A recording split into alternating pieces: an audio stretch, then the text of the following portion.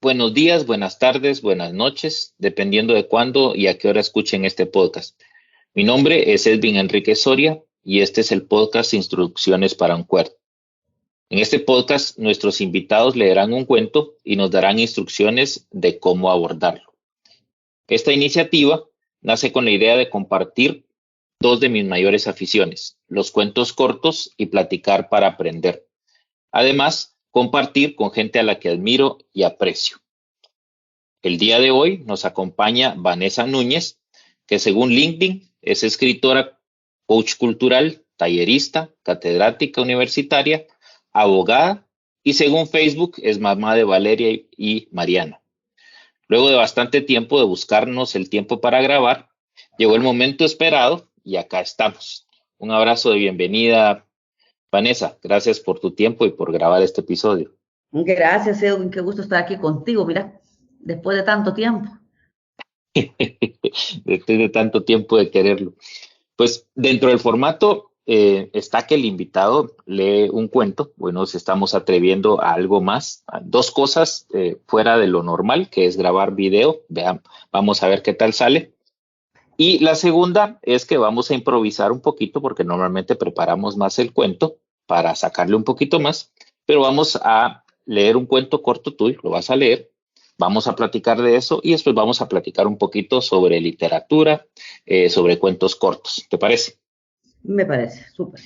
Entonces, ¿qué instrucciones podrías darnos para el cuento que nos vas a leer? Bueno, mira, en general, realmente la técnica del cuento es mucho más compleja, ¿verdad? No, y por compleja no quiero decir que una cosa sea más fácil que la otra, quiero decir que hay ciertos parámetros para escribir cuento en general, ¿verdad?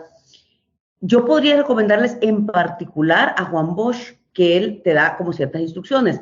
Entre las cosas que él afirma es que el cuento es como una cebolla, ¿verdad? Que hay que irlo pelando de capa en capa hasta encontrar lo que verdaderamente dice el cuento. Por lo general, el cuento nunca quiere decir lo que dice a simple vista, ¿verdad? Un cuento siempre tenés que leerlo, no una, dos veces, tres, cuatro, para entender realmente cuál es la parte que te causa desasosiego. Un cuento, si un cuento te deja igual a cuando lo comenzaste a leer, entonces no es un cuento que realmente tenga la potencia que debería tener un cuento. Un cuento es muy condensado, ¿verdad? Entonces la novela es un poco más diluida, digamos que en el cuento es el caldito puro y en la novela tiene un poquito más de agua y todo depende, siento yo, de cómo funciona la mente del lector. Porque hay lectores que sí les encanta permanecer mucho tiempo en un texto y eso les permite incluso cambiar surcos cerebrales. Pero un cuento también puede tener esa potencia, o lo que decía Julio Cortázar, ¿verdad? La novela se gana por puntos, mientras que el cuento se gana por knockout. Entonces, este cuento es un cuento muy chiquitito que salió de una experiencia bien interesante, de haber sido quizás en el 2008 quizás, cuando hicieron una convocatoria de cuentos pero tenía que estar basado en algo de la vida real. Entonces, tú tenías que contar. Y en ese momento yo tenía una amiga, bueno, o si quieres te lo cuento y luego te cuento Va, de qué dale. momento, ¿verdad? Para no spoilearles la razón de ser del cuento. Bueno, se llama Látex. Es el cuento más corto que tengo, ¿verdad? Látex insertó el bisturí a la altura del ombligo. Con un tajo limpio y firme cortó el abdomen. Aunque no hubo tiempo para anestesiarlo, el muchacho no se movió. El cirujano hizo 2 o 3 cortes. Las vísceras saltaron con un sonido viscoso que le pareció repulsivo. Los órganos vibraron unos instantes por el fluir de la sangre que, minutos después, se detuvo. El cirujano le indicó, al tiempo que se quitaba los guantes pegajosos, que cerrara con una costura suelta. En medicina legal volverían a abrirlo, dijo, y se marchó llevando tras de sí a las enfermeras y a los 2 agentes policiales que desde la puerta no habían perdido de vista ningún movimiento y que después de cruzar un par de palabras con el médico se retiraron intercambiando bromas. Pronto los pasos dejaron de escucharse en el pasillo. Entonces el silencio le inundó. El cuerpo desparramado sobre la mesa le resultó grotesco. Su expresión era angustiante. Probó cerrar los párpados, pero fue inútil. Observó el reloj. Eran casi las 3 de la madrugada. Intentó pensar en nada y terminar lo antes posible. Tomó la aguja con el hilo hilvanado, Presionó con fuerza las vísceras tibias, pero éstas se deslizaron bajo los guantes. Aquel sonido se produjo de nuevo. Un escalofrío recorrió su espalda. Empujó los órganos con una gasa. Esta se empapó de sangre al instante. Se inclinó sobre el cuerpo para ayudarse con su peso en la tarea. Aló la piel con fuerza al tiempo que presionaba los músculos que se negaban a volver a su posición original. Y cuando estaba a punto de introducir la aguja en la piel tensa, el parpadeo de la lámpara la hizo reparar en los ojos marchitos del cadáver que por un momento le pareció que lo observaban. Luego de un retumbo sordo, la luz se apagó por completo. Sintió un frío intenso. Pensó en dirigirse a la puerta, pero algo la contuvo. Hizo un nuevo intento, pero decidió quedarse quieta, pues le pareció que había escuchado algo. Colocó como por instinto sus manos sobre el cuerpo abierto. Comprobó que la tibieza comenzaba a abandonarlo y daba paso a una frialdad húmeda. Minutos interminables transcurrieron y como nadie se acercara a la sala a tientas, se desplazó por la habitación. Su antebrazo rozó el cabello húmedo y marchito del cadáver. Sus pies tropezaron con una de las mesías de rodos. El ruido la sobresaltó. Avanzó unos pasos hasta que su mano sintió el frío de metal en la puerta voladiza. Buscó la ranura, la empujó despacio y cuando estaba a punto de salir, se detuvo. Giró la cabeza, aguzó el oído, estaba segura. Había escuchado a sus espaldas con claridad el sonido viscoso como de guantes estrujándose.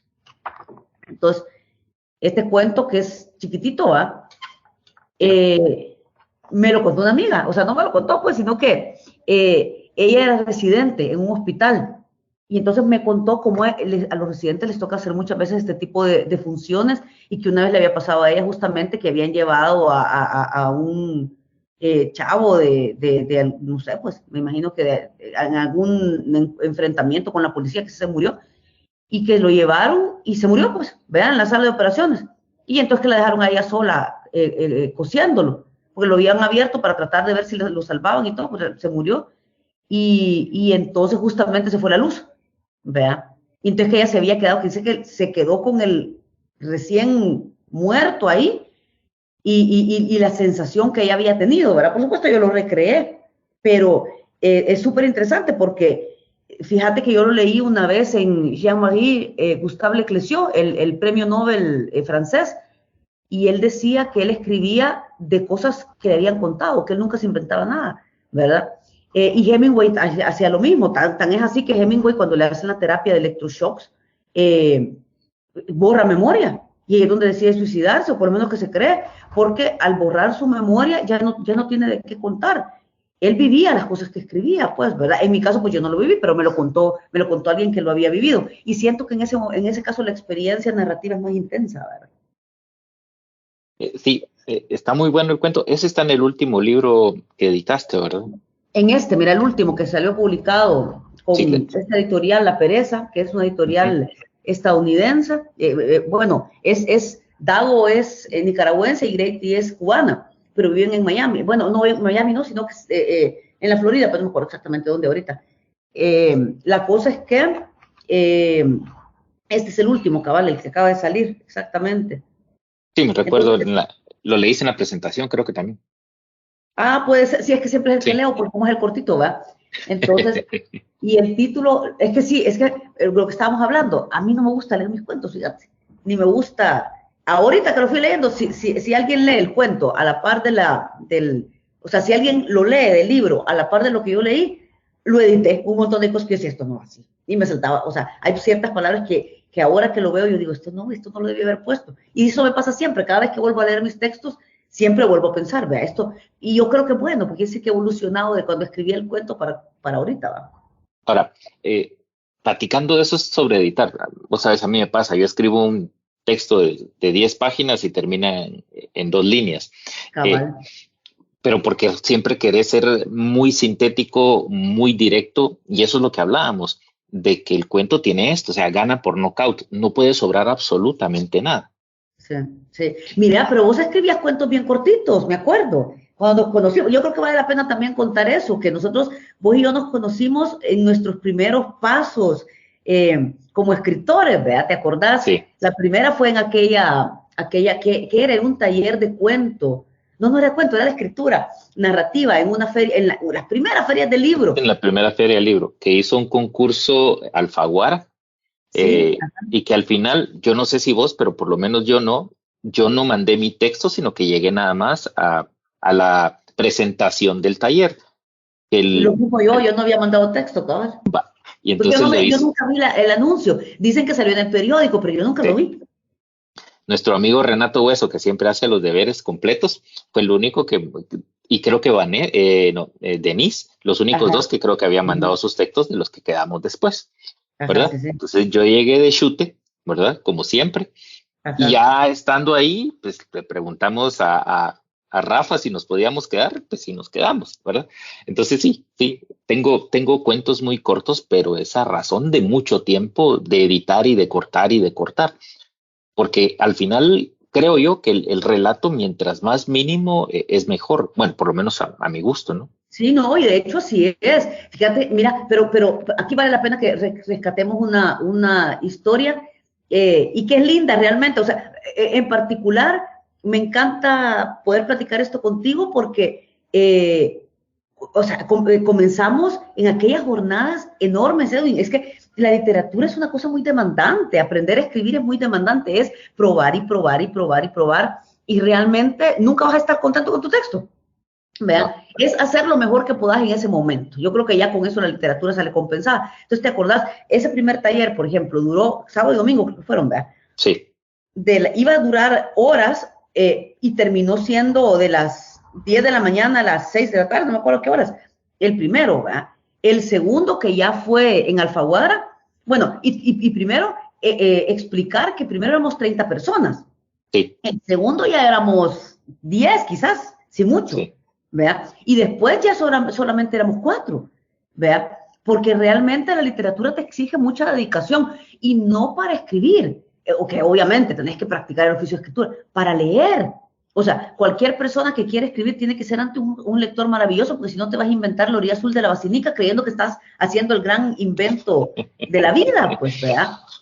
Sí, si no tenés una alimentación para poder escribir, no vas a poder lograrlo, porque al final puede todo salir de la imaginación, sí, en determinado momento, pero hay un detonante que te va a llevar a todo esto. O sea, no Sí. es algo que salga de la nada, que se auto gestione y nos salga el Big Bang de algo. Claro, hay escritores que en determinado momento han tenido tanta imaginación que han logrado hacer cosas que en su momento no eran pues reales, o no eran posibles para esto. Pero lo que han hecho es rearmar las piezas, porque por ejemplo, si tú ves Rayuela de Cortázar, él lo que hizo fue rearmar las piezas de una realidad existente. Porque, mira, yo siempre pongo en mis talleres de escritura un ejemplo que suena bien escatológico, pero que yo creo que ilustra muy bien.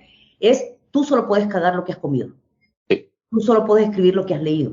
¿Verdad? Entonces, si tú comes McDonald's, vas a cagar McDonald's. ¿Verdad? Si en cambio tu dieta es en fibra y no sé qué historia más, y de hecho, fíjate que la caca, que la gente no quiere llamarlo de esa manera, es la creatividad del cuerpo, es lo que produce el cuerpo. Lo que pasa es que de chiquitos nos enseñaron a tenerle asco y no sé qué historias más, pero es súper interesante porque si tú te pones a pensar que al final de cuentas lo que tú estás escribiendo es aquello derivado de lo que tú con lo que tú has nutrido tu cerebro. Y la gente no tiene ni cuidado con qué se nutre. Fíjate, la gente anda viendo que si come orgánicos, que si come fibra, bajo en grasa, no sé qué historias más, vea. Pero no administran lo que les entra en la cabeza, que es todavía más importante. ¿Y quién te administra lo que te entra en la cabeza? Pues un especialista en literatura. Y la gente cree que ¿cómo se llama? Cualquier hijo de vecino te puede decir qué leer, te puede decir lo que le gustó, pero no necesariamente quiere decir que eso sea lo mejor. Otra cosa, las editoriales entendamos que son una industria. Entonces, por lo tanto, la editorial te va a recomendar leer lo que a ellos les interesa vender y está bien, ese es su negocio. ¿Vea? Otra cosa es que tú estés dispuesto a consumir lo que una cadena de comida rápida, por ejemplo, para volver al ejemplo McDonald's. de McDonald's o Burger King o lo que quieras, te recomiende. No te lo vas a comer todos los días. ¿Vea? Entonces, eso es bien importante también. Cualquier persona que quiera escribir tiene que ser antes un maravilloso lector. Y por maravilloso lector no es leer, leer, leer, porque la gente te dice, si es que yo paso leyendo de mi trabajo, mecánica hidráulica, no hay que, eso no es literatura. o un médico, yo paso leyendo, los médicos pasan leyendo todo el tiempo, tiene que actualizarse, pero eso no es literatura. La literatura es aquello que te permite identificarte con emociones, es un arte, ¿verdad? Y por lo mismo es estético, y por ser estético está relacionado con la parte de emociones, la capacidad que tengamos de experimentar, de exponernos a experiencias distintas. Claro que la mecánica hidráulica te va a enseñar mucho, pero no te permite sentir. Entonces, un historiador, por ejemplo, debería leer novela histórica también. ¿Por qué? Porque una cosa son el recuento de los hechos y otra cosa es el recuento de las emociones que una situación histórica determinada produjo. Es muy distinto, ¿verdad? Entonces, sí, hay un tema ahí, ¿va? Ahora, lo que decías me parece muy interesante porque regresando a esos primeros pininos, me recuerdo que Rafa a cada uno de nosotros nos dio libros distintos dependiendo de hacia dónde queríamos ir. Porque a mí no me recomendó los mismos libros que a vos te recomendó. A la Denise no le recomendó los mismos libros que a mí me recomendó. Entonces, tener ese tacto, si estamos hablando de gente que quiere escribir, de poderle recomendar exactamente lo que necesita. Pero vos también has llevado eso un poquito más allá con los talleres que has hecho. Entonces, me nace la duda de cómo nacen esos talleres donde inducís a la gente a cierto tipo de literatura. ¿Por qué llega la gente ahí? ¿Qué es lo que llega buscando? Si todos llegan buscando ser escritores o nada más nutrir su mente, ¿no? Sí, mira, fíjate que todo comenzó porque te acuerdas que yo estudié mi maestría en literatura hispanoamericana. Sí. Mira, Edwin, yo descubrí la felicidad. Es que para mí eso fue el paraíso, mano. Cuando yo descubrí que uno podía dedicarse a leer libros todo el día. O sea, uno todo el día porque yo trabajaba, pues, pero por lo menos la parte que me quedaba libre y que tenía una biblioteca a mi disposición, que en ese momento era la biblioteca de Landívar, ¿verdad? Y se podían sacar los libros. Creo que los sacabas por una semana y te los renovaban por 2 semanas. La cosa es que había que leerlos rápido, ¿verdad? Entonces, esas madrugadas sentadas en la cocina, ¿te acordás, Valeria, mi hija, que hoy ya está estudiando fuera, tenía 4 meses? Y entonces yo aprovechaba las noches, ¿verdad? Cuando se dormía para leer, entonces me quedaba en la cocina con una taza de café leyendo, ¿verdad? Y ahí me acuerdo haber leído a Sábato, puchica, antes del fin me impactó muchísimo, la biografía de Pablo Neruda, confieso que he vivido, y por supuesto ahí ya comencé más en profundidad con Borges, ¿verdad? Con, ¿qué te puedo decir? Cortázar, no sé, bueno, Gabriel García Márquez, que era de rigor, pues ya lo había leído. A esta altura llevo 5 veces leída, por ejemplo, 100 años de soledad, ¿verdad? Pero la cosa es que entonces empecé como a encontrar que había gente que decía cosas, bueno, Nietzsche, que decía cosas que yo no podía creer que hubieran sido dichas, y que yo las sentía en profundidad. Bueno, entonces después de eso, empecé a dar clases en la maestría y dije, no, es que esto le tiene que llegar a más gente. No todo el mundo puede meterse en una maestría, no todo el mundo tiene el tiempo ni los recursos para, sobre todo el tiempo, creo yo. Y entonces hablé con Philip Hunziker y le dije, mira, quisiéramos un taller de literatura latinoamericana en Sofos. Ese fue el primer grupo, que se inscribieron como 15 personas, y fue lo básico, ¿verdad? Pero también los introduje a Vicente Huidobro, que es de mis así amados, ¿verdad? Con Altazor, y después hicimos un segundo, que era lo que casi no se lee del boom latinoamericano, o el otro boom, ¿verdad? Lo que no se lee. Y ahí leímos El laberinto de la soledad de Octavio Paz, conocieron a María Luisa Bombal, bueno. Entonces me di cuenta que la literatura puede llevar mucha felicidad, pero te da más felicidad llevarle vos felicidad a la gente. Porque cuando vos le estás contando una historia a las personas, le estás transformando la vida, ¿me entendés? El momentito en que le ves que le brillan los ojos y vos decís, ya me entendió, ¿de qué va este asunto? ¿Verdad? La cosa es que a partir de eso, pues ya no paré. Y con ese mismo grupo seguimos leyendo, se nos fueron incorporando nuevas gentes. Ahorita hay algunas personas que formaron parte de aquel grupo, pero también hay muchísima gente nueva, ¿verdad? ¿Qué es lo que llega a la gente buscando? Creo que lo mismo que yo, ¿sabes? Escapar de una realidad que puede ser muy monótona, que realmente no te da muy pocos espacios para que los sentimientos entren en juego, y que en la literatura han encontrado una forma alternativa de poder vivir la realidad de una manera mucho más enriquecedora, porque sobre todo, son gente muy ocupada. Eso es lo que yo siempre digo. En mis talleres solamente hay gente ocupada, CEOs de empresas, gente que están, tal vez tiene cargos públicos, o gente que, o sea, nadie es desocupado, ¿me entendés? Porque si lo fueran, Entonces tendrían todo el tiempo para leer y no podrían trabajar que te dijera como porque somos muy organizados. Leemos un libro al mes. Alguien estaba contando el otro día en el taller, ella tenía tiene como unos 3 años de participar en el taller, lleva 50 libros leídos en el taller, vea. Entonces, a medida que vas leyendo, lo que pasa es que se te va formando un bagaje cultural tal y tu vida se va transformando porque empezás a ver la vida desde una perspectiva totalmente distinta. Entonces, yo creo que lo que buscan es eso, una perspectiva distinta, porque la que nos han enseñado no siempre es la mejor, vea. Acuérdate que fuimos educados nosotros por papás que fueron educados por nuestros abuelitos, que fueron educados por nuestros bisabuelitos. Entonces, ¿cuándo va a llegar la modernidad a nosotros?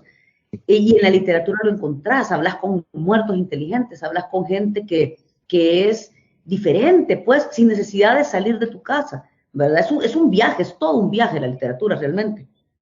Ahora, hay una cosa que normalmente la literatura nace de la transmisión oral, ¿verdad? Y más que todos los cuentos. Y también ahí nace el empezar a contar cosas tan extraordinarias que pasan en otros lados y para transmitírselas a las gentes.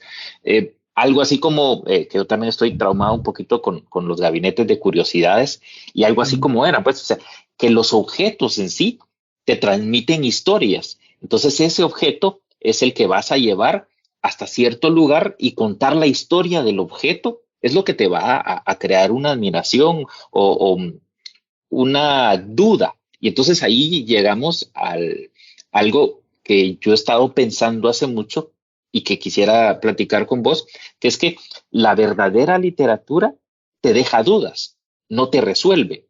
Sí, sí, buen punto. Sí, exacto. Por eso es que los cuentos decimos que son como una cebolla, porque tú tenés la sensación que hay algo más allá. O sea, de hecho, en este cuento que te leí, hay algo más allá que yo no lo voy a decir porque el lector lo tiene que encontrar, pero no es el simple cuento de la chava, porque es una cosa mucho más gruesa de lo que está pasando, ¿me entendés? Con los jóvenes en Centroamérica, sobre todo en la parte, en el triángulo norte, pues, ¿verdad?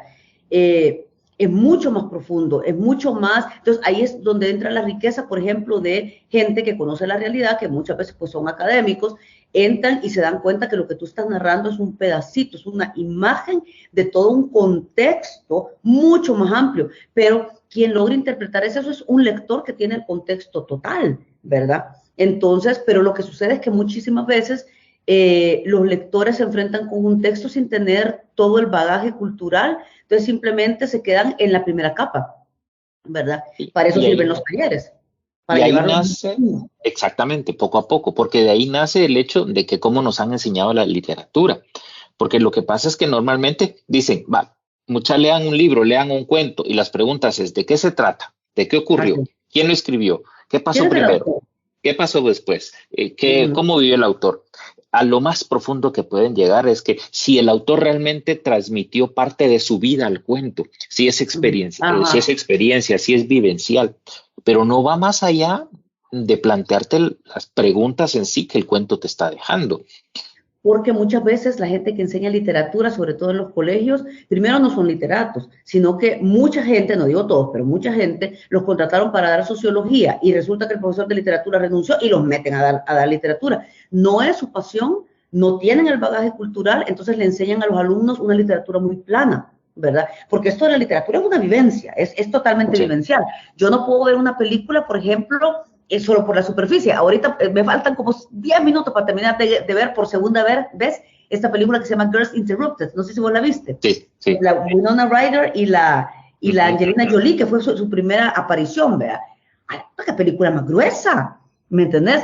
Pero vos tenés que tener el contexto. Estaban en los años 60, o sea, sale la candidatura de Robert Kennedy, por ejemplo, el asesinato de Martin Luther King, la guerra de Vietnam, o sea, eran jóvenes metidos en una sociedad que demandaba de ellos tanto que había unos que rompían con todo y se volvían locos, ¿vean?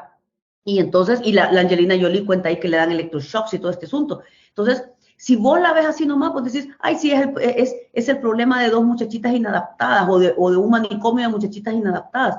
Cuando realmente, si tú tenés todo el contexto y entendés las insinuaciones, porque eso es lo que pasa, un buen escritor te hace insinuaciones de lo que está pasando, porque si te lo dice es como que yo te contara el chiste de Pepito y luego te lo explique, pues. Te mato todo el chiste. La cosa es que tú lo puedas entender. Entonces, eso precisamente es lo que pasa, que cuando tú planteas un cuento, el cuento se tiene que ir botando las capas, dar los elementos suficientes para que la persona pueda llegar al centro del cuento, pero no decírselo, porque al final de cuentas es como que yo te diga, mira, te está doliendo el dedo, ¿vea? Cuando al final eso es una cosa que tú tenés que descubrir dónde están tus dolores, ¿vea? Entonces, por eso la sensibilidad para poderle dar al lector lo suficiente para que entienda, pero no tanto como para que no tenga la capacidad de generar sus propias conclusiones. Entonces, ese balance creo yo que es lo más difícil en el cuento. Eso es lo que yo realmente, si alguien me preguntara, ¿qué es lo más difícil de escribir el cuento? Eso, decir lo suficiente sin decirlo, ¿verdad?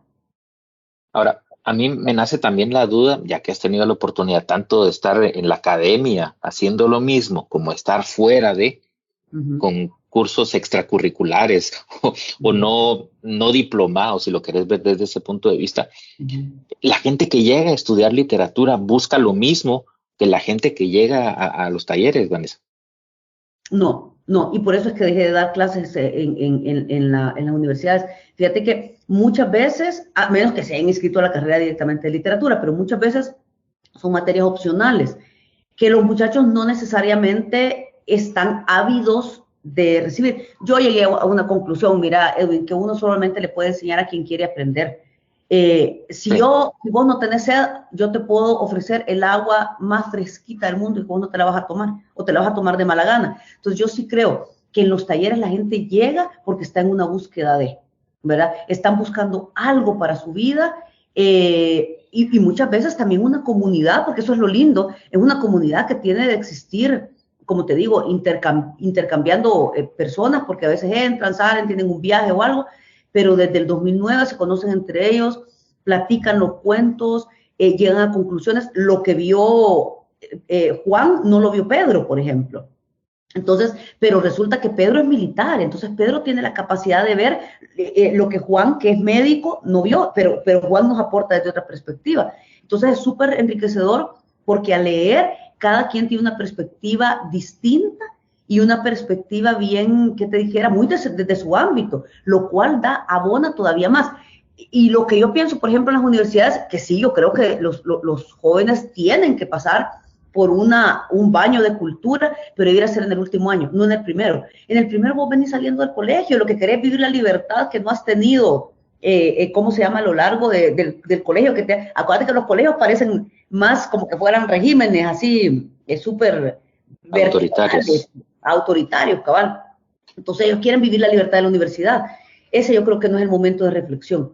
Ellos comienzan a reflexionar ya cuando empiezan a trabajar, porque me ha pasado dar en últimos años y ha sido mucha mejor recepción. En los primeros es súper complicado, ¿verdad? Y realmente bien desgastante, porque tenés que llegar a temas como más en profundidad. Entonces no es lo mismo dar en la universidad, como te digo, a menos que sea ya al final, que hay un grupo que sí quiere aprender y hay un grupo que no, pero en los talleres todo el mundo quiere aprender. Entonces esa es la gracia de los talleres, todo el mundo está interesado, están pagando lo de su bolsillo, no es como en el otro que están pagando muchas veces el papá, y es como que hay la materia que a ver cómo nos cruzamos, ¿verdad? Entonces sí, la experiencia con los talleres ha sido mucho más enriquecedora, fíjate, y ya a estas alturas en los talleres de literatura, pucha, no sé cuántos cientos de personas han pasado, fíjate, y es gente que cabal, que cuando se salen porque tienen algo en ese momento, por decirte, algún inconveniente, tal vez de trabajo, de salud, o lo que sea, pero regresan, o sea, al rato se extrañan la literatura y regresan. Y tenemos obviamente somos súper tecnológicos, porque ya a estas alturas del partido necesitas tener todos los implementos, pero sí, también tenemos aplicaciones o Audible, a través de los cuales la vida ya no da para sentarte 3 horas todos los días a leer. Entonces ellos van en el carro manejando y conectan su Audible y el carro y el teléfono les va leyendo, o por decirte si están haciendo ejercicio o lo que sea. Entonces, y como la literatura siempre fue narrada, realmente leer literatura no es natural, lo natural es escucharla, ¿verdad? Porque la literatura comenzó oral. Entonces hemos vuelto como a esa parte deliciosa de oír historias. Es riquísimo oír historias, fíjate. Tiene su encanto. Hay gente que la lee y la escucha al mismo tiempo. Hay gente que solo la escucha. Hay gente que solo la lee, ¿verdad? Todo depende del estilo de cada lector. pero sí hemos descubierto diferentes maneras de abordar la literatura, ¿verdad? Y eso que decís de que la literatura también tiene que entrar por el oído es muy cierto. Fíjate, yo que soy un melómano, también llevo mucho tiempo buscando podcast, pero ¿qué es lo que busco? Y que me he dado cuenta también que a mis hijos, que cuando los llevo en el carro les gustan. Los cuentos, obviamente, porque hay una historia, hay algo detrás. Ujú. Y los podcasts en donde hay una historia detrás de las cosas.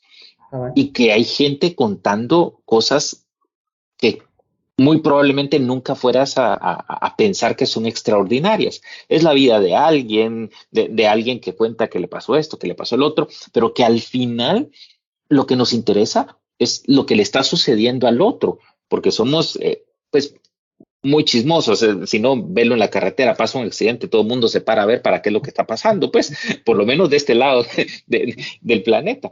Pero al final es eso, o sea, somos muy voyeuristas que queremos saber qué es lo que está pasando del otro lado. Y muchas veces la literatura nos lleva también a eso. Ahora, ¿vos crees que en determinado momento, lo que decía Quiroga, por ejemplo, del decálogo del cuentista, regresando a la parte de Ujú. cuentos, realmente tiene que ser así, tan estricto, tan inalcanzable como él dice, ¿no? No, yo creería que las reglas están hechas para quebrarse, pero primero tenés que conocer las reglas. Y el problema es que la gente, muchos al principio, tratamos de escribir rompiendo las reglas sin conocerlas, porque tú tenés que saber cómo quebrar las reglas, ¿vea? Lo que tú mencionabas antes de que todo tiene una historia es lo que llamamos ahora storytelling, ¿vea? Ujú. Entonces, el storytelling ya es casi que una ciencia, ¿no? Porque ya, mira, cuando estos escritores escribían, por ejemplo, estos decálogos, ellos realmente tenían por intuición el conocimiento de lo que se llama storytelling, porque el storytelling está basado sobre la neurociencia, que por Sí. supuesto es una cosa muy novedosa. Antes no sabíamos qué pasaba en el cerebro, ahora podemos saber exactamente dónde se enciende la lucecita azul cuando tú ves un gatito maullar, por decirte, ¿verdad? Y lo están usando mucho en neuromarketing. Entonces, cuando tú comparas los decálogos de todos estos escritores o los recursos que ellos implementaban, por supuesto los habían aprendido de escritores que ya tenían comprobada esta manera de contar la historia. Porque si tú te das cuenta, por ejemplo, una Ilíada y una Odisea, o la misma Biblia, pues que es una narración importante, no tratan como de atrapar con una, o sea, salvo las parábolas, por ejemplo. Pero antes el Antiguo Testamento no está tratando como de atrapar al lector, está tratando de enseñar, ¿verdad? Son libros que enseñan. En el caso de la Ilíada y la Odisea, pues son libros que están tratando de hacer el recuento de acciones heroicas para poner son como los corridos de ahora, pues, Sí. vea, que te cuentan la historia de un rey para que la gente no se meta con él, porque, vea, lo mismo pasa con el Popol Vuh, cuando tú te das cuenta de lo que están haciendo Ujú. es como un recuento de una civilización, vea, bueno. Entonces, lo del storytelling se empezaron a dar cuenta que el cerebro reacciona y segrega dopamina y endorfinas ante ciertas circunstancias. Una de ellas es que se humanice, que hay una historia. O sea, Nemo es un niño, Sí. Bambi es un niño, vea, Wally es un niño, aunque sea un robotito, pues va.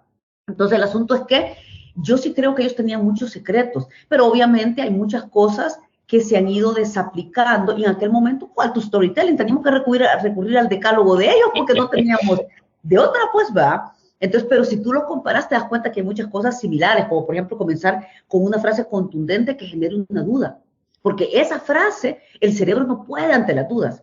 O sea, si te digo yo qué hora es, por decirte, algún impulso hay de por lo menos querer ver, ¿verdad? ¿Qué hora? Por las neuronas, por el espejo también, si yo bostezo, vos vas a bostezar. Entonces, todo ese tipo de cosas, ellos no lo sabían con neurociencia, pero tenían la lógica de cómo generar este tipo de reacciones en el lector. Yo creo que no son exactos, ¿verdad? Y es muy aburrido cuando tú te das cuenta, hay autores que ocupan siempre la misma fórmula y tú ya sabes exactamente, después de que comienza así, ahorita va a ser esto y ahorita va a ser esto, pum, y se Ujú. acaba. O sea, hay cuentos que no tienen, pues, ¿verdad? Hay unos que dan un giro, hay unos que son más experimentales, a veces le funciona, a veces no le funciona, pero si te das cuenta que la estructura pues más o menos se conserva porque pues el cuento es un cuento. Hay quien ha roto con éxito y hay quien ha roto con un gran deséxito, ¿verdad? También las reglas. Y eso me lleva a recordarme de un pleito bien grueso que tengo con la señora de la casa, porque cuando vemos series y yo realmente ya sé hasta dónde van y qué es lo que me están contando, y no Ya, tengo esa sensación acá, pues agarro el teléfono y empiezo a ver otra cosa. Entonces me dices que ya estás en eso, pues que ya sé para dónde va, mira, va a ser esto, esto y el otro. Pero cuando aún, incluso, por ejemplo, que te diré, la serie de The Crown, ya sabemos a dónde va, pero la forma de contarla, cómo te están presentando las cosas, cómo te ocultan una situación y te presentan otra velada. Al final, esa capacidad del storytelling, como vos decís, o de ocultarte y presentarte las cosas que sentís que te tienen respeto. No es gente que te está diciendo, así funciona, A, B, C y ya está. Por sí. ejemplo, algo que te puedo decir, la ley y el orden, yo ya sé pues, dónde va a terminar todo, siempre. Ujú, Está ujú, bien, te tragas un episodio porque no encontrás nada en la televisión, pero más de ahí ya no. No es ujú, algo que puedas o querrás, por lo menos en mi sentir, revisitar y ver otra vez. O sea, como ya, vos decías, ver otra vez una película, otra vez, no es ya, algo que lo tenga, ¿verdad? ¿Vos qué ya. pensás en eso del respeto que se le tiene que tener a la gente que se le está contando las cosas? Ese es un súper buen punto. Fíjate que va, Netflix maneja muy bien storytelling. O sea, Netflix es el ejemplo porque, sobre todo porque cuando terminas un capítulo, vos decís, ay, son las 1 de la mañana, un ratito más, te sentiste a las 4 de la mañana, ¿verdad? Y te echaste no sé cuántos capítulos, porque no puedes parar de ver, porque te enganchan, te dejan con una pregunta al final y el cerebro quiere responder esa pregunta. Y cuando te responden esta pregunta, ya te plantearon otra y así van, ¿verdad? Entonces, tal que nunca terminaste de ver. Pero tenés toda la razón. La manera en que te lleva, porque yo puedo saber el final, el día en que lo iban a matar Santiago Nazar, ¿me entendés? O sea, Sí, ya sabemos que lo van a matar. ¿Y por qué seguimos leyendo esa novela si nos está diciendo, o sea, Gabriel García Márquez rompió con todo ahí porque básicamente nos dice que al tipo lo matan? Yo para qué querría leer un libro que ya sé que al tipo lo matan, ¿vea? Simplemente porque quiero saber cómo lo matan. Entonces, eso es una cosa extraordinaria de cómo Gabriel García Márquez nos va llevando hasta contarnos por qué y cómo lo matan, vea, Santiago Nazar. El asunto es que yo sí creo que, y esa es otra de las reglas del storytelling también, el lector o el espectador es súper inteligente y tiene la capacidad de rellenar los huecos. Cuando tú le permitís que lo rellene, entonces se siente respetado. Pero cuando tú todo se lo das, es como cuando le explicas el chiste de Pepito. Yo te cuento un chiste de Pepito y luego te lo explico. ¿Qué te estoy diciendo? Como no tuviste la capacidad de entenderlo, te lo tengo que explicar. Hasta enojado conmigo, pues. Así como que si no me lo explicas, pues ya lo entendí. Entonces, lo mismo pasa a la hora que vos estás contando una historia, tenés que permitirle al lector o al espectador, pues si fuera en Netflix o lo que sea, rellenar esos vacíos que de alguna manera tú intuís, pero permitirle que su cerebro llegue a esas conclusiones. Todo el mundo quiere sentirse inteligente, pues al final, ¿vea? Entonces permitir llenar esos vacíos, ese es otro arte. Por eso te digo, escribir un cuento no es el cuento de me voy a lanzar con, o sea, con toda la intensidad en este recurso, sino utilizar el recurso, como te digo, dar todos los elementos, porque también hay gente que comete el error de no dar todos los elementos creyendo que con eso está escribiendo de manera misteriosa, cuando lo que está haciendo es enredando la historia porque nadie la entendió. Entonces, iban para arriba o iban para abajo, ¿verdad? Entonces eso, pero no darle todo, porque entonces tampoco el espectador, acuérdate que nuestro cerebro cazador también quiere andar buscando datos, ¿verdad? Entonces, sí. no darle todo para que el espectador tenga la sensación de que tiene que autocompletar el cerebro. De hecho, esa función de autocompletar la tiene el cerebro a la hora de que leemos, por eso leemos en fotografía, y a la hora que vamos leyendo también el cerebro va, mira, no hay cosa más deliciosa que cabal, vos estás leyendo, pim, pim, pim, y vos crees que va para allá y de repente, sí, pero Claro, tal cosa, y vos, esos giros, y vos sí. dices, que Gabriel García Márquez es espectacular para hacer eso, ¿va? O sea, vos crees que va para allá y de repente, ¡pum!, te le da la vuelta y dices, ¡y, no, hombre! Entonces tu cerebro vuelve a entrar en curiosidad, porque vos ya dabas por sentado que ella iba para ahí, pues que ella iba para lo obvio. En estos cuentos, en estos libros, bueno, Gabriel García Márquez dio un curso de guión en la escuela de San Antonio de los Baños en Cuba para cineastas. Y hubo alguien que la grabó y las transcribieron. Esos libros están, y creo que hay uno que se llama ¿Cómo se cuenta una historia? Son 3 libros. En una de esas, Gabriel García Márquez dice que cuando tú, por ejemplo, ya tengas un final planeado para un cuento o para una historia, ese nunca es. Sí. Entonces, que ensayes un segundo, ¿vea? Ese tampoco, porque era el segundo obvio. El tercero o el cuarto podría ser, mejor si el quinto o el sexto. Entonces, así funciona él, ¿vea? Cuando ya parece que te va a llevar para allá y que vos sentís que solo puede ser una posibilidad, 2 posibilidades o 3 posibilidades, hacerle la cuarta al lector. Entonces, el lector se queda así como, esa no me la veía venir. ¿vea? Y se siente muy rico realmente que el escritor te cambie el giro, ¿va? Sí, eso me recuerda que cuando, no me recuerdo cómo se llama, hablando de amigos, de Renato Bueso, Ujú. en uno de los libros de cuentos de aquel, en el primer cuento mata al protagonista. Yo me recuerdo que leí el primero y lo llamé, vos, qué putas.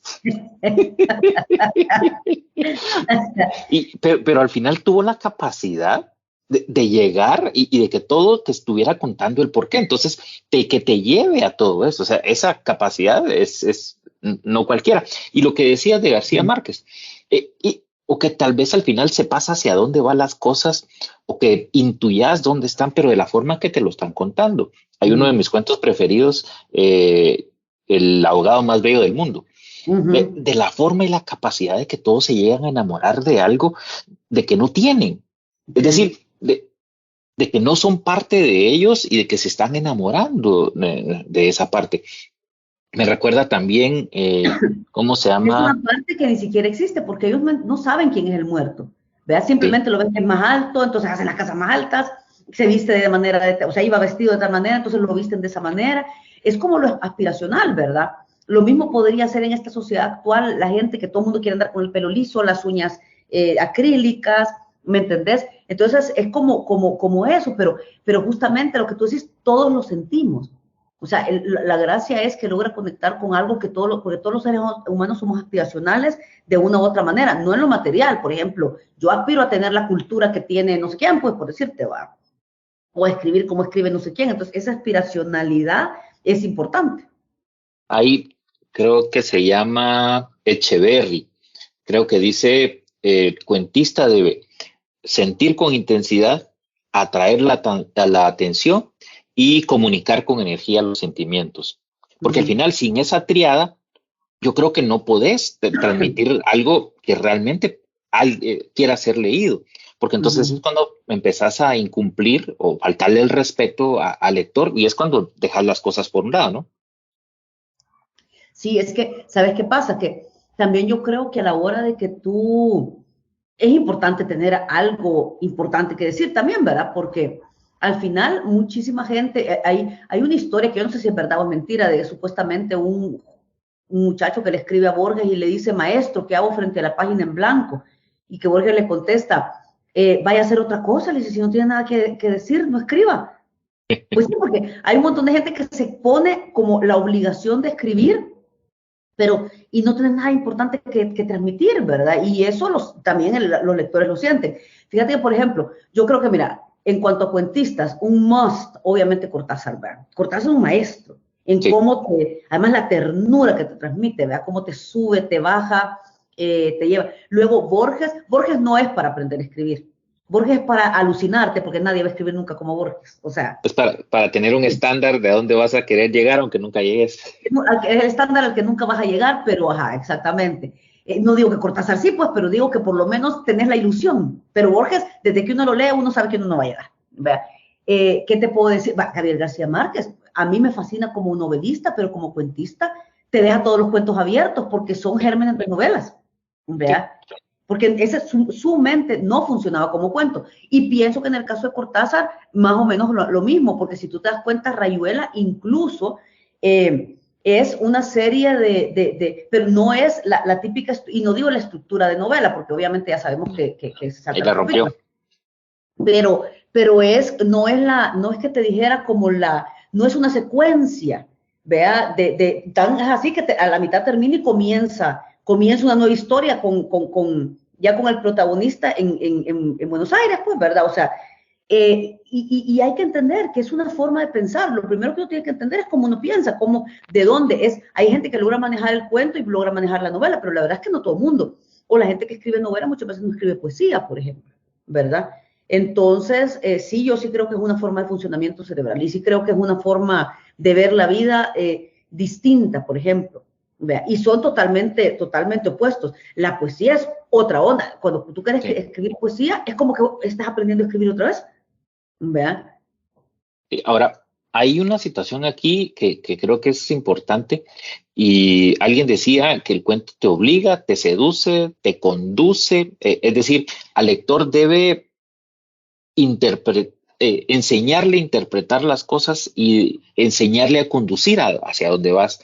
Pero cuando entonces traes una frente o un destino marcado, y cuando te hacen el cambio para el otro lado, de que es el twist plot, ahí finalmente es donde realmente lo sentimos aquí atrásito en el cerebro y esa capacidad de la gente de poder cambiarnos todo. Ahora, ¿vos crees que eso, obviamente, yo lo logro en los cuentos, no lo logro en una novela? Pero me decía Sergio Ramírez, como platicamos hace un tiempito, de que realmente nadie se sienta a hacer cuentos. La gente se sienta a hacer novelas, pero los cuentos van apareciendo poco a poco. ¿Vos por qué crees que es eso? Fíjate que, bueno, no sé a qué se refería Sergio, en realidad, o sea, entiendo lo que él dice de que la novela lleva más tiempo, ¿verdad? Sí creo que los cuentos tenés o sea, aparecen las historias, o sea, te las dan, la novela, creo que eso es lo que se refiere Sergio, la novela tenés que investigarla y todo el asunto, y los cuentos, pues, es la historia y tú ya sabes dónde comienza y dónde termina. Sin embargo, fíjate que a mí sí me ha pasado con algunos cuentos que yo tengo que sentarme a dilucidar, sobre todo, esa frase final con la que vas a cerrar. O sea, a mí, yo ahí es donde me quedo días, a veces. Yo a veces ya tengo cuentos, me pasó una vez con un cuento, que lo terminé por decirte, y 2 años después no tenía la final. Y no tenía la frase final, y no tenía la frase final, y no la tenía. Hasta que un día me di cuenta que lo que pasaba es que no entendía la historia. Y la dejé. Y de repente pasó algo, y ese algo me dio el final del cuento, ¿verdad? Sí, a lo mejor eso se refiere a algo que es como, son como, que te dijera, como situaciones armadas, ¿verdad? La novela la vas armando en el camino y a veces incluso de las novelas puedes sacar otros cuentos. ¿Te acordás aquella idea de que lo que no iba en una novela lo sacaras y formaras archivos Sí. de cosas chiquitas? A mí me ha pasado eso, a veces remitirme a esos archivos y ahí hay una historia que yo no he terminado de escribir, ¿verdad? A lo mejor a eso se referirá Sergio. Sí, no, lo decía en cuanto a sentarse y bueno, hoy voy a hacer cuentos, hoy voy a hacer cuentos y hoy voy a hacer cuentos. Pero al final yo creo que también depende de cada escritor. Ahora, lo que decías eso es, en un episodio pasado vimos uno de los cuentos de Cortázar y que al final están en medio de 2 novelas y que tienen guiños a las 2 novelas porque de plano fue una cosa que sacó y tiene referencias a las 2 novelas. A mí no me pasa eso porque no logro, soy tan ansioso que no logro escribir una novela. Yo tengo que escribir cuentos porque las cosas tienen que terminar ya. Pero al final eso es cuestión de la personalidad mía. Exacto. Sin Es que embargo, Cortázar, hay un tema, Cortázar tenía un gabinete y eso sale en Rayuela, lleno de papeles, de las cosas que escribía y que nunca había publicado. De hecho, yo tengo el libro aquí de las cosas que Cortázar nunca publicó. Mira, unas cosas maravillosas, pero maravillosas, inacabadas, ¿verdad? Pero unas ideas que yo me imagino que eran tan buenas que no hay ni siquiera dónde encajarlas, ¿verdad? Se llama, ya te lo voy a buscar el libro para enseñártelo. La cosa es que yo sí creo que en el caso por ejemplo, Cortázar tenía ese gabinete de cosas y de repente le conectaban una cosa con la otra porque pensaba como un mundo, como una cosmovisión. Por ejemplo, y lo podemos ver en varios autores, ¿sabes? De personajes que se repiten, que vuelven a aparecer y que a lo mejor hubieran sido parte de una sola novela, o por ejemplo en el caso de Eduardo Halfon, que o sea, que es este Eduardo Halfon que aparece en todas sus obras, por ejemplo, ¿verdad? Y que tienen conexión una cosa con la otra.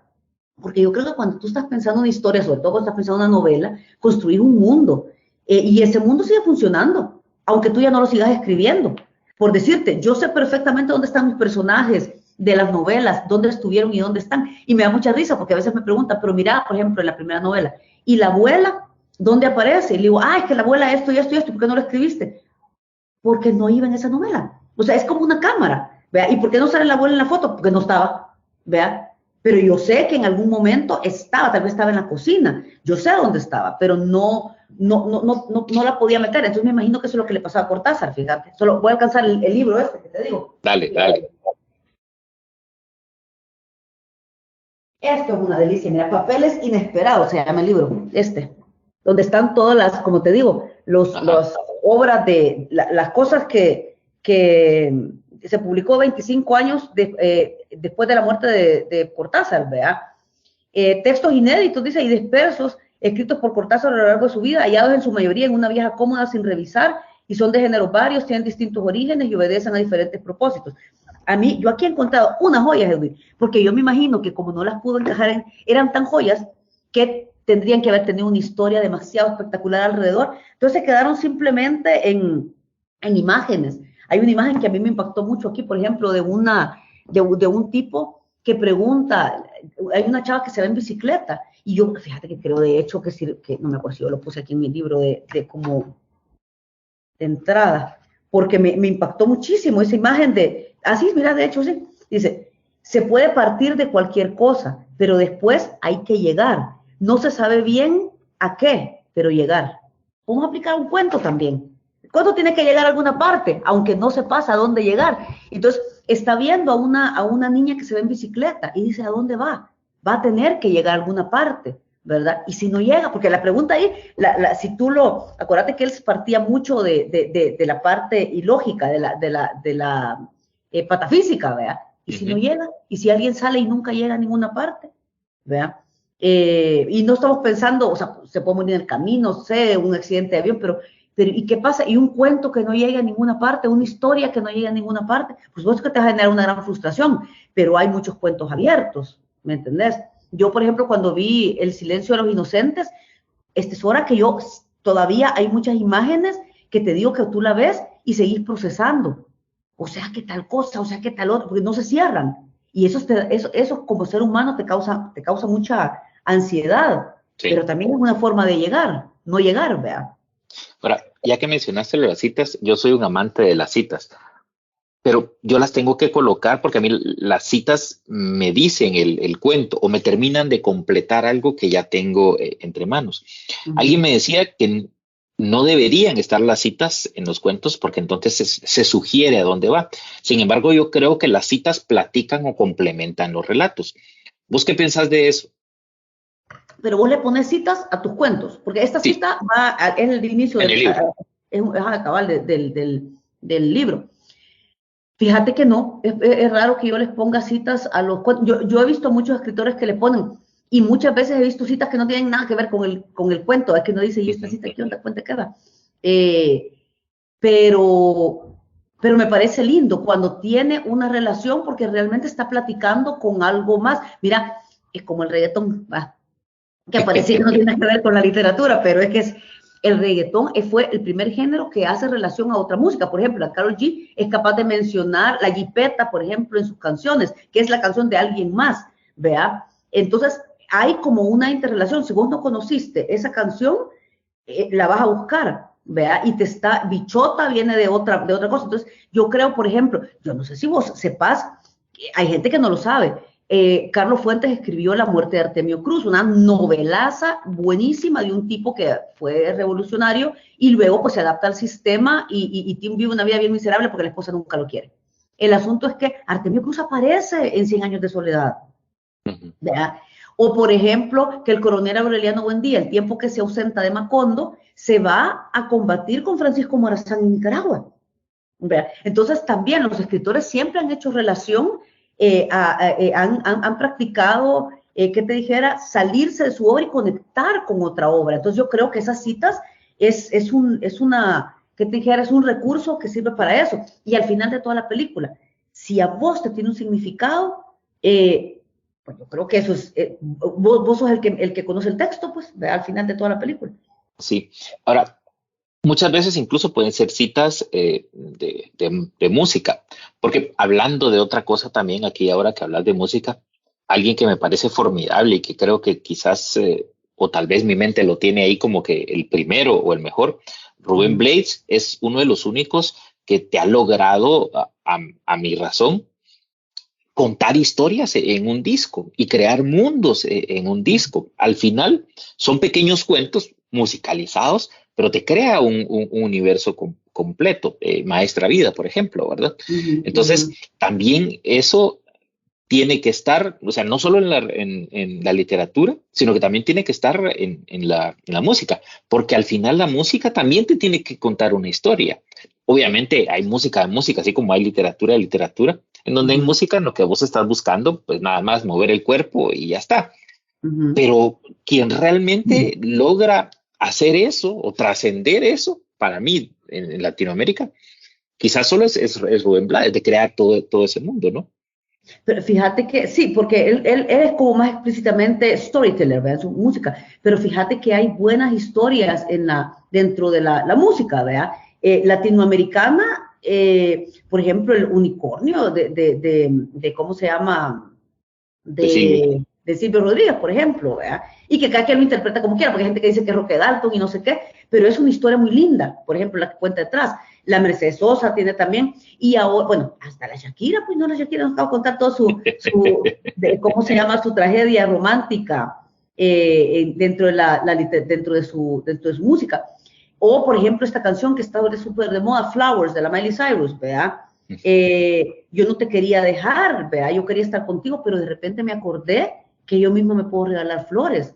Y esa canción tiene una relación con una canción de Bruno Mars, ¿verdad? Que es yo te voy a regalar flores, yo te voy a sostener la mano. Es que ella dice, yo no quiero tus flores, I can buy myself flowers, I can hold my own hand, ¿verdad?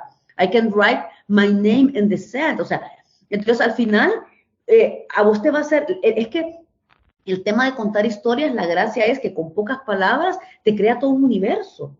Y es un universo dependiendo de lo que tú hayas vivido. Por eso que te decía en los talleres, ¿verdad? Que cada quien, dependiendo de lo que ha vivido, construye ese universo en función de... Entonces, es súper lindo, por ejemplo, si leemos el mismo cuento, yo te puedo asegurar que Carta a una señorita en París, de Cortázar, a vos te va a significar una cosa, que son los conejitos, ¿verdad? Y a mí me va a significar una cosa totalmente distinta.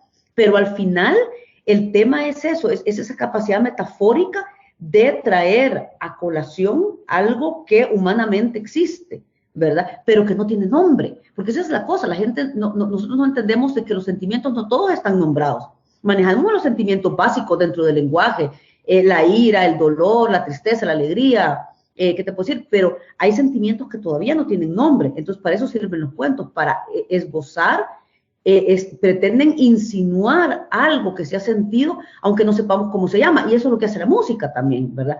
¿Cómo se llama una chavita que de repente se da cuenta que ella misma se puede dar todo eso, amor propio, no sé, ¿verdad? O en el caso de la Shakira, las mujeres no lloran, las mujeres facturan. El sentimiento es una cosa que, ¿me entendés? No, tal vez es orgullo o es feminismo, no sé, pues, pero el feminismo no sería sentimiento, pero eso, esbozan sensaciones, sentimientos que a lo mejor no se puedan nombrar con una sola palabra, ¿verdad? Sí, porque ya que mencionaste Carta de una señorita en París, yo mucho tiempo estuve traumado con la forma en la que salían los conejitos y esa situación de que qué pasaba, qué iba a pensar la otra. Pero al final, después de leerlo tantas veces, la imagen que tengo yo ahora es la última y que si le preguntas a muchos sobre el cuento, casi nadie se recuerda de la última escena, que es Sí. encontrar a todos los conejitos y que alguien va a ver a todos los conejitos en la acera, pues. ¿Qué va a pensar esa gente? O sea, ahí, para mí también ahí inicia otra historia y que es mucho de que se puede dar también en los cuentos. Cuando el cuento termina, empieza realmente otra historia. Es que ese sería como el ideal, ¿me entendés? Cabal, justamente con la sensación de que, imagínate, el universo que le abrís a la persona. O sea, el cuento en lugar de ser un universo en sí mismo, termina en el punto en que es capaz de proyectar una luz mucho más grande, pero que ya cada quien tiene la responsabilidad de proyectarla. Tú le diste los elementos, ¿verdad? Para que la persona pudiera. Entonces, por eso los finales abiertos permiten que la persona concluya y cada quien va a concluir de acuerdo a su bagaje cultural o vivencial, ¿verdad? Sí, que eso es mucho de que en el boom de la literatura latinoamericana se ha dado. Ahora, eh, hablando ya de la literatura latinoamericana actual, ¿qué te sugiere a vos esto que están haciendo alrededor de las mujeres y el terror y los cuentos cortos en la literatura actual? Porque tenemos a Vanessa Shevlin, argentinas tenemos dos o tres, tenemos María Fernanda Ampuero con Pelea de Gallos, que son cosas que a mí me fascinan. O sea, cómo cuentos de mujeres son mucho más fuertes que cuentos escritos por hombres. Porque lo que pasa es que, por ejemplo, en el caso de María Fernanda, ¿verdad? Pelea de Gallos es una novela donde, y de hecho yo lo conversé con ella, porque cuando ella vino a presentar la obra aquí a Guatemala, yo se lo presenté, y una de las cosas que yo le decía a ella justamente es que me daba una sensación de que ninguno de sus personajes tenía una salida de escape. O sea, estaban atrapadas totalmente. Las historias son historias donde las mujeres están, ¿verdad? En el caso de la Samantha Schweblin, Distancia de Rescate, mira esta novela de Samantha Schweblin es yuquísima. Distancia de rescate es la distancia que tú tenés para poder llegar hasta donde está tu hijo y rescatarlo. Pero resulta ser que en la novela lo que a la niña comienza a atacarla está dentro de ella. Entonces, mira, uno que es mamá, te juro que te deja así como los pelos de punta. Es una novela que no, esa sensación, no sé cómo se llama esa sensación, pero todas las que somos mamás, y yo creo que papás también, lo hemos sentido de sentir, bueno, allá está, porque vos estás platicando en una piñata, por ejemplo, imagínate cuando tu hijo está más chiquito, ¿verdad? Vos estás platicando, pero al mismo tiempo estás con el ojo, ¿verdad? A ver dónde está el lechito, si no, y peor si hay una piscina cerca, ¿verdad? Y no sé qué, porque ya hay mucha agua en ese lugar, ¿vea? Entonces, no sé qué, y está volteando a ver, y como pendiente, y no sé qué. Entonces, yo creo que lo que pasa en este caso, primero las mujeres, acordate tú que, pues, ha sido bien reducido el número de mujeres que habían podido escribir, y digo podido escribir porque por tema de tiempo, de educación, vámonos a los años 80, y eran súper pocas, ¿vea? Entonces, ahora retoman una temática que casi no se ha hablado, que es desde el punto de vista de personajes muy vulnerables, ¿verdad? Porque imagínate la vulnerabilidad de una mamá frente a su hija no poder hacer nada, y además ella paralizada, ¿verdad? Porque también la novela comienza con ella paralizada. Y en el caso de María Fernanda, pues todas son mujeres, a las que les pasan las cosas, todas son mujeres, ¿verdad? Y bueno, te recomiendo también que leas Temporada de Huracanes de Fernanda Melchor. Hola, puchica, no te imaginas, o sea, es fuertísimo, pero no es. Y lo que pasa es que yo siento que desde el punto, como se había planteado esta violencia, desde un primer momento había sido como una violencia casi indios y vaqueros, ¿verdad? Y ahora de repente vos sos parte de la violencia. Fernanda Melchor en Temporada de Huracanes planteó una idea gruesa, de repente matan a la bruja del pueblo, y tú pensás que inmediatamente te va a salir el típico tema del narcotráfico, cosas así, y te das cuenta que no, que ahí no hay, o sea, que es entre la gente del pueblo, que lo que está pasando es entre la gente del pueblo, pero ¿quién se entera de esas cosas? Las mujeres, porque las mujeres son las que llevan, que te dijera, se interrelacionan con los vecinos, van a lavar al mismo lavadero, o en el lugar donde se muele el maíz, ahí platican. Los hombres no se enteran de esas cosas, ¿me entiendes? Y si se enteran, no los platican. Entonces quizás el terror es precisamente porque entra a tu casa. El territorio de las mujeres es lo doméstico. Este ya es un terror que está en tu casa, como las tres obras que hemos mencionado, Distancia de Rescate, Pelea de Gallos y ¿cómo se llama? Temporada de Huracanes. Las tres es un terror interno, vive en tu casa, no es un terror que tú tengas que salir a buscar a la calle. Entonces, claro que da más miedo, ¿me entendés? Si vos ves, por ejemplo, un Gabriel García Márquez planteando a la Úrsula Iguarán, que sí, que la mujer súper aguerrida y sacaba adelante a todos los hombres, pues esa era una mujer víctima, con un montón de tipos vagos, que a ella le tocaba vender los animalitos de dulce, porque ninguno de estos vagos producía, pues todos los buen días andaban en sus ondas. ¿Cómo lo hubiera contado una mujer? Hubiera sido totalmente distinto, sí. ¿verdad? Entonces esa perspectiva femenina creo yo que es la que se ha ganado en la actualidad y le da una riqueza a la literatura que antes no tenía. Pero ¿qué pasa? El 70% de los lectores hoy día son mujeres, ¿verdad? Entonces, eso varió mucho. ¿Y por qué son mujeres? Porque ya tenemos capacidad adquisitiva. Antes las mujeres tenían que leer en las bibliotecas de sus maridos o en las bibliotecas de sus papás. Ahora las mujeres van y se compran su libro y tienen su propia biblioteca. Y ni marido tienen, pues, ¿vea? Entonces, pues sí, cambia la cosa, ¿verdad? Ya facturan, como dijo la Shakira. Las mujeres ya no lloran, las mujeres facturan. Sí, pero hay algo aquí que al final tenés razón en eso. O sea, el terror se está convirtiendo en cosas que podemos ver y que podemos imaginar porque están ahí. O sea, pues sí.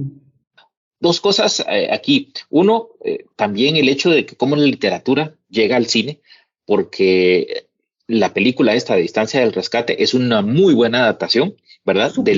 De la literatura al cine. Y son cosas que realmente vivís. Porque, por ejemplo, yo voy a dejar a los 15 años a la Patoja y yo me quedo en el hotel, porque yo no puedo irme a otro lado. Hablaba con mi mamá un día que no pudo ir Claudia, entonces venite para acá, para la casa. Le dije, no, yo me quedo acá. Me quedé en el hotel y me tomé un trago y aunque salió carísimo y demás, pero yo me quedé ahí porque si pasa algo, querés estar lo más cerca posible, ¿verdad? A distancia de rescate. Exactamente, aunque realmente las cosas que le vayan a pasar o le vayan a suceder no estén a tu control. Ujú. Pero ese radio de acción que querés tener de la gente a la que querés es lo que te hace ese terror y que sea tan cabrona la historia, Sí, o ¿verdad? sea, es que fíjate que mira, vos decís, si yo no me meto en malas tranzas, pues no tiene por qué pasarme lo que estoy leyendo yo por decirte, no sé, en una novela de crimen organizado, por decirte, Gomorra, vaya que no es novela, pero narrativa, Gomorra, ¿verdad? De Sabián. Si yo no soy militar, no tiene por qué pasarme lo de una guerra, por ponerte un ejemplo. Puta, pero basta con que yo sea mamá para que yo pueda vivir estas cosas. Basta con que yo sea mujer para que pueda vivir las cosas que se están narrando en Pelea de Gallos, o basta que yo viva en un pueblito, por decirte, para que yo me puedan pasar las cosas que está contando la Fernanda Melchor. Entonces ya te da miedo, porque no necesitas, o sea, ya tenés los requisitos, porque al final de cuentas, en lo privado todos somos iguales. Entonces todos tenemos que dormir, cambiarnos la ropa, comer, cagar, amar, nos duelen las cosas, tenemos hijos, ¿verdad? Pero no todo el mundo anda metido en el crimen organizado, no todo el mundo es militar, ¿me cachás? Pero el mundo doméstico puede ser terrorífico, puede ser muy terrorífico en realidad. Entonces, como para ir finalizando acá, porque si no la gente, vos sabés, se nos va a desesperar, porque al final los que estamos disfrutando, creo yo, somos más vos y yo que la gente. Voy a traer una cerveza. ¿Vos crees que la literatura ahora va a tender hacia eso? Y el storytelling, como vos decís, y las series, a que lo que más te va a atraer son las cosas que puedes tener mucho más cerca. Fíjate que yo creo que las grandes, ¿cómo se llaman? Novelas épicas, pues obviamente tuvieron su función en algún momento, ¿verdad? Pero hoy día, es que acuérdate que la sociedad también se mueve pendularmente, ¿va? Y vamos de lo colectivo a la pareja, a lo individual. Creo que estamos viviendo una época en que lo más terrorífico es que después de lo doméstico viene lo interior, ¿va?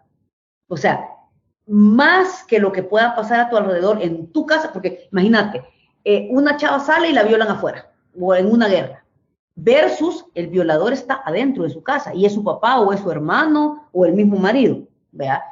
Versus el terror existe en mí, yo lo produzco. Yo creo que la literatura va a tender a eso, al terror inexplicable que además nunca hablamos, porque creo que lo más terrorífico es el silencio, ¿verdad? Y a una autoexploración de realmente quiénes somos. Que acuérdate que la pandemia también nos cambió. ¿Verdad? La pandemia es una cosa que no la vamos a borrar de nuestro ADN. Sentimos mucho miedo. Y la pandemia es que en una lata del supermercado podía venir la muerte. La lata que siempre habías comprado. ¿Vea? Sí. Hubo gente, yo tengo una mi amiga que yo me acuerdo que el marido se murió durante la pandemia.